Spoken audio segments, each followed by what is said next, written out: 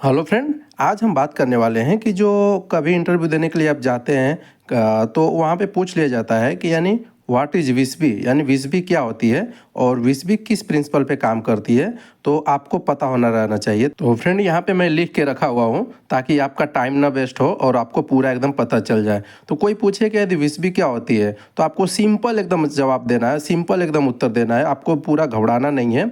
यानी विस्बी यानी vacuum circuit breaker एक मीडियम वोल्टेज ब्रेकर होता है जो 3.3 केवी, 6.6 केवी, 11 केवी या 33 केवी सिस्टम में यूज होता है। इसमें आर्क क्यूंचिंग वैक्यूम इंटरप्टर के अंदर होता है। आर्क क्यूंचिंग का मतलब कि जब आप ब्रेकर को ऑन या ऑफ करते हैं तो उसके अंदर आर्क जनरेट होता है, उसका जो कॉन्टेक्ट रहता है तो उसके जो आर्क यानी जो उसके अंदर वैक्यूम बोतल लगा रहता है उसके अंदर कॉन्टेक्ट यानी उसके अंदर जो कॉन्टेक्ट यानी इंटरप्टर उसको बोलते हैं। तो फ्रेंड अगला यदि क्वेश्चन यदि कोई पूछे सवाल करे कि यानी जो वैक्यूम सर्किट ब्रेकर यानी विस्बी वर्किंग किस प्रिंसिपल पे काम करता है, तो ये भी आपको पता होना चाहिए। तो फ्रेंड आपको बिल्कुल एकदम सिंपल एकदम आंसर देना है, बिल्कुल घबराना नहीं है। वो आपको बोलना है कि जब ब्रेकर ओपन होता है तो कॉन्टैक्ट वैक्यूम बोतल के अंदर सेपरेट होते हैं। जैसा कि यहाँ पे मैं आपको बताया हुआ हूँ, ये वैक्यूम बोतल है।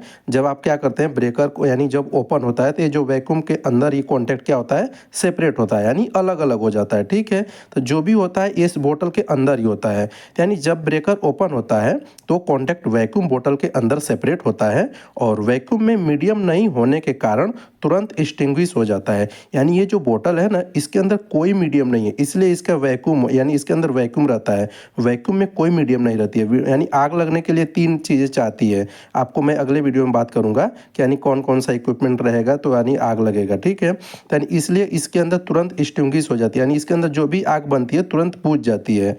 इसकी जो डाइलेक्ट्रिक स्ट्रेंथ होती है यानी जो वैक्यूम की डाइलेक्ट्रिक स्ट्रेंथ बहुत हाई होती है। वो कितना होता है वो भी मैं आपको अगले वीडियो में बताऊंगा।